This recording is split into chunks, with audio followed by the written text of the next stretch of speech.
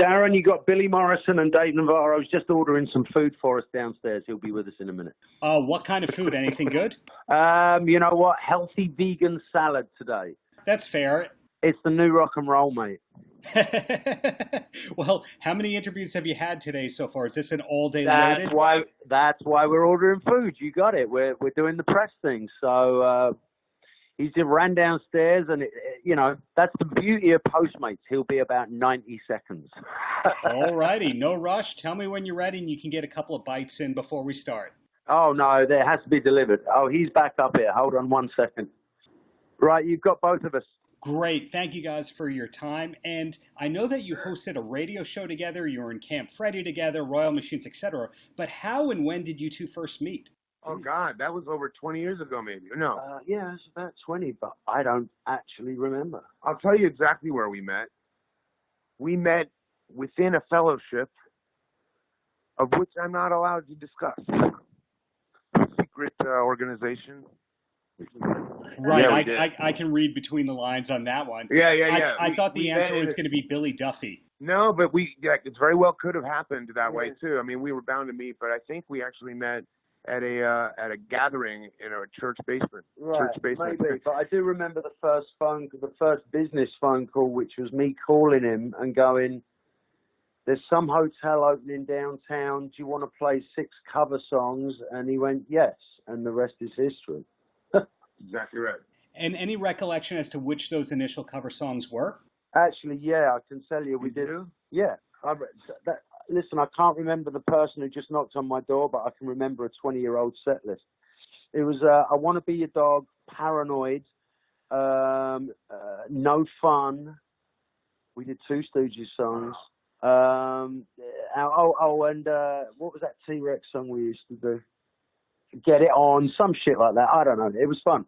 I'm impressed. And any chance you'll be doing any of those songs at the upcoming benefit for Above Ground that you have? Yeah, if what we're doing is we're playing the Stooges album, the first Stooges album in its entirety. So 2 of those songs I mentioned are on that album.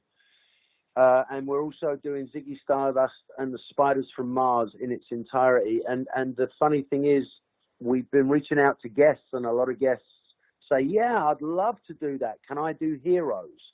And I have to explain to them, no, we're doing, that's not on the album. We're doing these albums as they were released, as they sounded, which is a very challenging musical thing to do. And we're donating all the profit to MusiCares for mental health. And looking at this lineup, it's pretty amazing, all these people you got. Not just from a musician's perspective, somebody like Mike Garson, who played on great Bowie stuff, but of course Perry and Billy Idol, Jack Black, Al Jorgensen, etc. Who was the first person that came on board for the show? I will answer that too, because it was Billy. It was Idol. Basically, because I was in the studio with Idol and Stevens writing a song. And when I showed up, me and David just pulled the trigger and said, right, we're going to do it again this year. And I walked into the studio and went, "Billy, Steve, will you do this?" And of course, they both are the most darling people in the world. And they went, "Yeah, absolutely." And actually, Billy picked his songs. He was the way it works is obviously only one person can do any one song. And so the sooner you jump on board, the bigger choice of songs you get. So Billy got to choose his songs that day, and it's going to be great. And of course, the show also has performances between the performances, people from the mental health field. Did you know that from the start that you were going to have that end of it and the graffiti art, or did this just keep building as more people were interested in offer their services? Well, I'll tell you, this is the second year we've done this. Above Ground is an organization that we started last year, and in conjunction with Grammy, with the Grammy Association and MusiCares.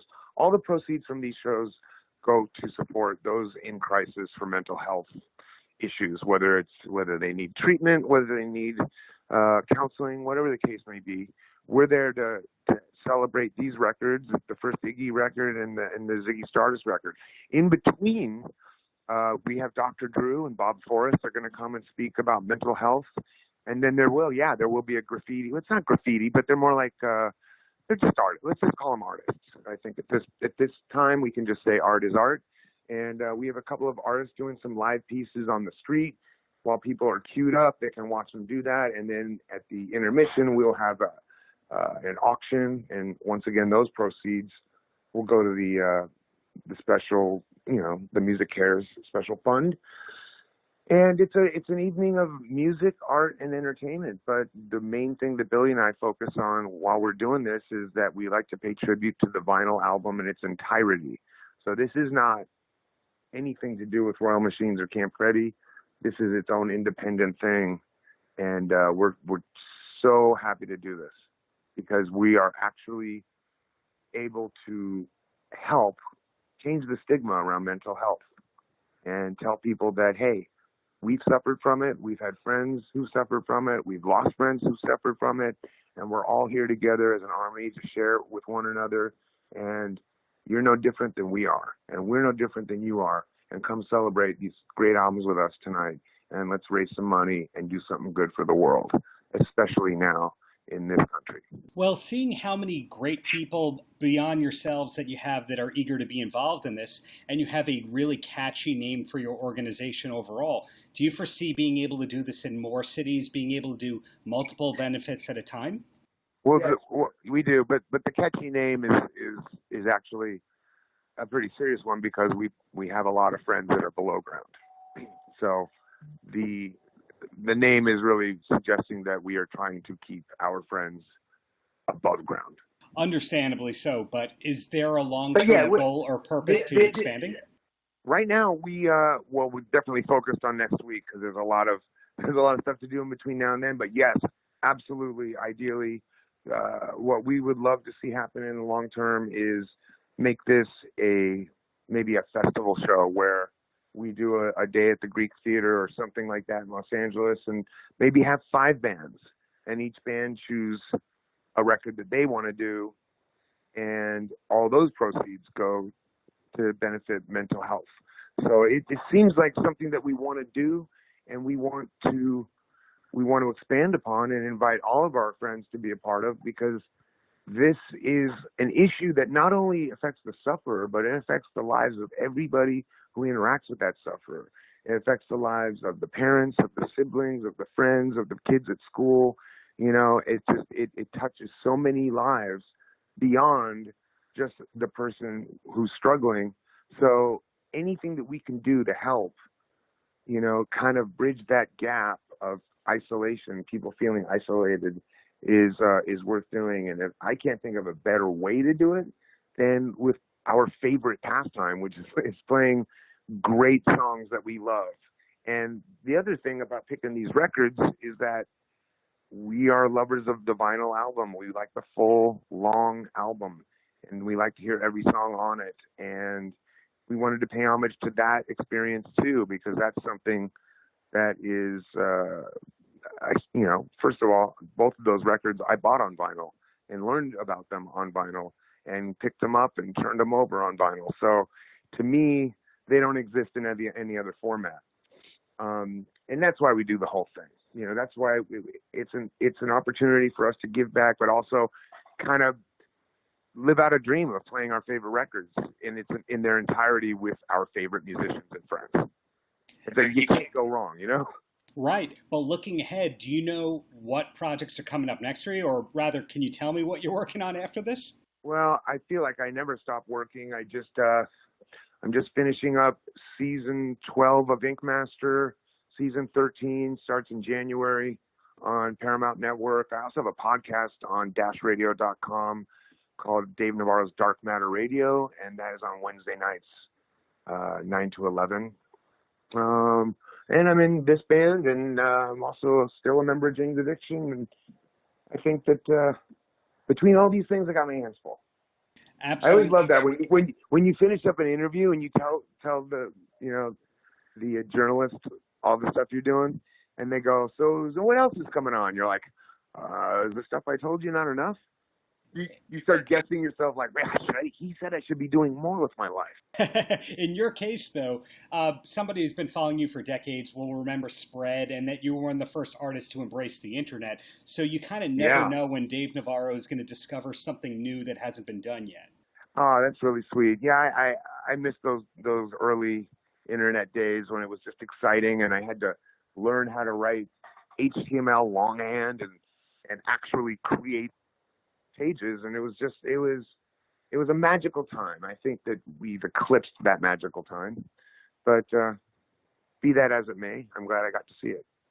You know, when my dad talks about listening to old radio shows when he was a kid, that's how I feel America Online version 2.7 is for me.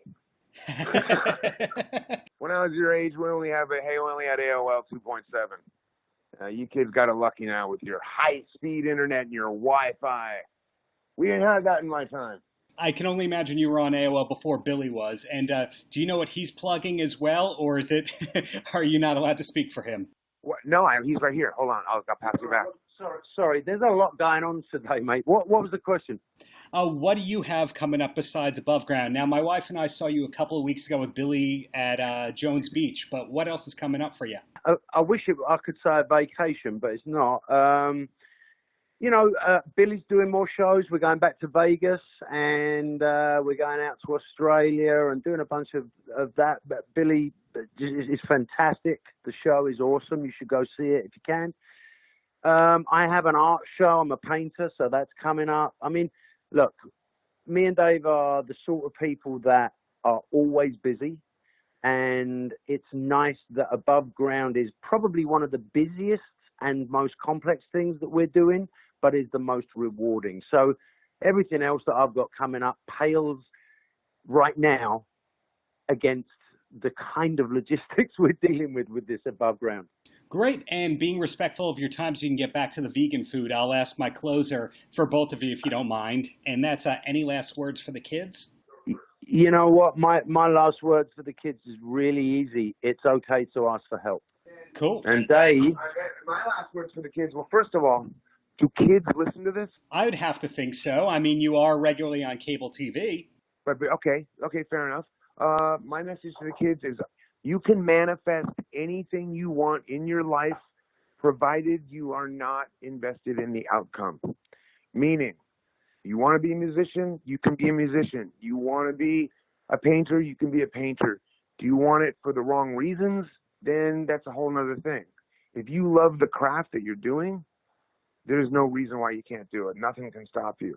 But if your goal is, all the supposed rewards of that, you might want to rethink your direction. But I mean, that's my advice, because Jane's Addiction got started thinking we weren't going to be anything, and it all just unfolded. But I would just say invest your time in something you love.